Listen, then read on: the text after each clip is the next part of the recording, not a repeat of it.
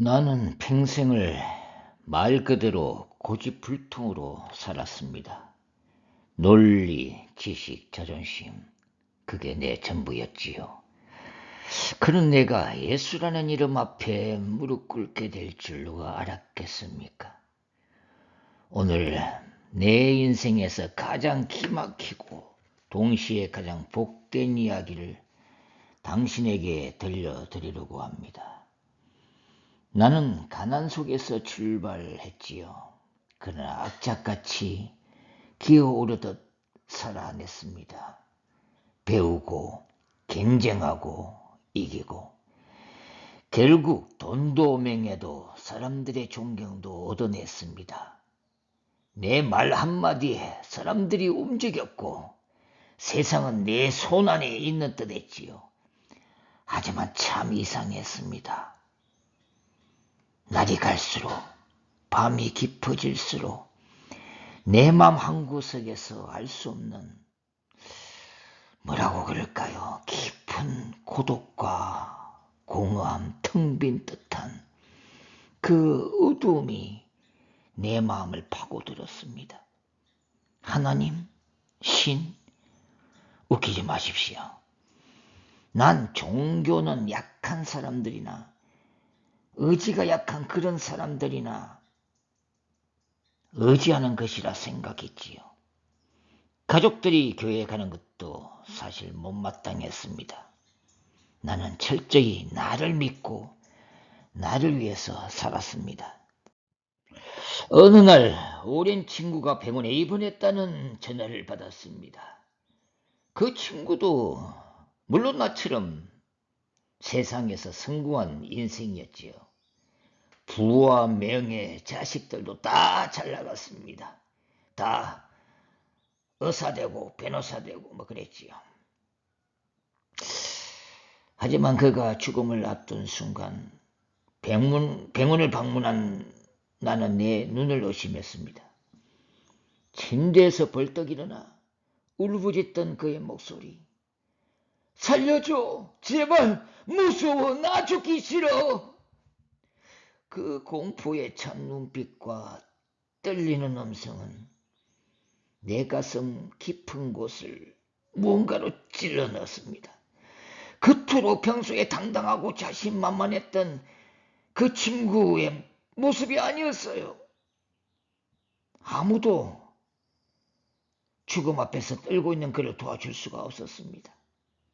의사도 물론 친구인 나도 전혀 도움이 되지 않았어요. 친구를 방문하고 돌아와서 잠을 청했던 바로 그날 밤 나는 처음으로 진지하게 죽음이라는 단어를 떠올렸습니다. 나도 언젠가 죽을 텐데 그때 나는 과연 어디로 가는 것일까요? 며칠 뒤 암말기로 요양 중인 조카딸 이야기를 들었습니다. 나는 그 아이를 참 좋아했지요. 예수를 믿는다며 세상의 편한 길을 마다했던 아이.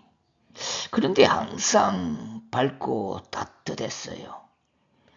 그 아이가 세상을 떠나기 직전 나를 조용히 불렀습니다. 그리고 내 손을 꼭 잡고 웃더군요. 삼촌, 저 하나도 무섭지 않아요. 예수님이 저를 기다리고 계시거든요. 천국에서 말이에요. 그리고는 성경 한 권을 내 손에 꼭 쥐어주었습니다. 삼촌도 꼭 예수님 믿으세요. 이게 진짜예요. 그렇게 얘기하더군요. 조카의 그 말, 그 눈빛. 죽음을 앞두고도 그렇게 평온할 수 있다는 걸 나는 처음 봤습니다. 죽음을 두려워하던 친구의 절규하던 음성이 아직도 제 귓전을 떠나지 않았던 때거든요. 그런데 조카이를 보세요. 천사처럼 눈을 감은 조카딸의 그 평온한 얼굴. 죽음 앞에서 말입니다. 그 두 장면이 내 머릿속에서 끝없이 교차했습니다. 무언가 정말 있는 게 아닐까? 인간이 죽고 난 다음에 천국과 그리고 그 지옥이라는 게 정말 있는 것은 아닐까? 그날 이후로 내 안에 작은 균열이 생기기 시작했습니다. 무너진 자존심 위로 뭔가 이름 모를 갈망이 올라왔지요. 혹시 정말 하나님이 살아계신 건가? 예수라는 이름 그저 종교가 아니라 진리일 수 있지 않을까? 조카이가 주일 설교를 USB에 담아 주었습니다. 근성으로 듣다가 문득 한 문장이 가슴을 내리쳤습니다. 하나님은 당신을 있는 그대로 사랑하십니다. 그 순간 나는 처음으로 있는 그대로의 나를 떠올려 봤습니다. 평생 강해지려 부둥그렸던 인생의 꼭대기에 서려고 몸부림쳤던 그러나 늘 외롭고 공허했던 나, 그런 나를 있는 그대로 사랑한다고요? 그날 밤 나는 조용히 무릎을 꿇었습니다. 처음으로 진심으로 기도했습니다. 정말 처음으로 진심으로 말입니다. 하나님 정말 계신다면 내게도 보여주십시오. 저 같은 인생도 나 같은 사람도 받아주실 수 있습니까? 눈물이 흘렀습니다. 내가 언제 마지막으로 울었는지 기억도 나지 않았는데 그렇게 눈물이 솟아오르기 시작했습니다. 성경을 펴고 요한복음 11장 말씀이 내 마음을 파고들었습니다. 나는 부활이요 생명이니 나를 믿는 자는 죽어도 살겠고. 그날 내 인생이 뒤바뀌어 버렸습니다. 이젠 내가 아니라 예수님을 믿고 그분을 붙들게 되었습니다. 이제 나는 달라졌습니다. 이제는 성경을 읽고 기도하며 무엇보다도 매주일 예배를 기다립니다. 이젠 자존심이 아니라 은혜로 살아가는 사람이 된 거죠. 죽음이 더는 두렵지 않습니다. 조카딸처럼 나도 웃으며 주님 품에 안길 수 있다는 확신이 있으니까요.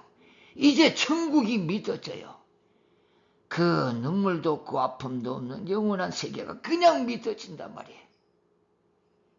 여든이 넘은 나이에 예수를 믿게 된 건 어찌 보면 기막힌 일이지만 동시에 내 인생 최고의 축복입니다. 지금 이 이야기를 듣고 있는 당신, 혹시 마음의 문을 닫고 있지는 않습니까? 외롭고 고독하지는 않나요? 인생이 허무하지는 않나요?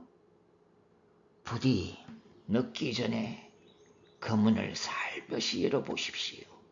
마음의 문을 말이에요. 내가 그랬듯이 내 인생을 바꾸신 그 예수님이 이제 당신의 인생도 바꾸어 줄 수 있습니다. 예수, 그 이름이 진짜입니다. 나는 부활이요 생명이니 나를 믿는 자는 죽어도 살겠고. 요한복음 11장 25절. 누구든지 그리스도 안에 있으면 새로운 피조물이라. 고린도서 5장 17절 말씀입니다.